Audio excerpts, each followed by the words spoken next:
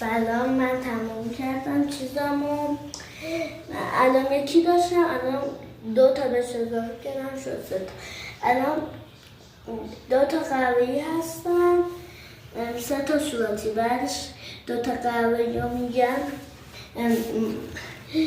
اجازه سرامون بدین تو حرفیمون.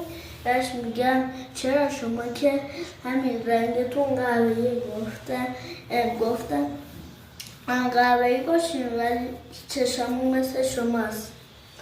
بعدش اینا میگن آره ولی باید رنگتون مثل ما باشه.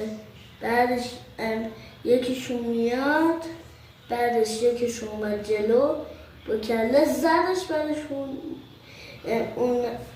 اون افتاد، بعدش افتاد اینجور مریض شد. بعدش اون یکی اومد زد تو کله اون، بعدش گفت داداشم مریضه میزنه اینا. بعدش گفت آره مریضی روانی گرفته، چیکار کنم؟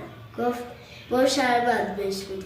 داد یه دفعه اینجوری زد خودش چشش افتاد. گفت حقش بود. بعدش رفتن تو ماشین، یه دفعه افتاد زمین و نمورد. بعدش یه دفعه بود گریه کرد اونم مرد. بعدش داستان به پایان رسید. خداحافظ.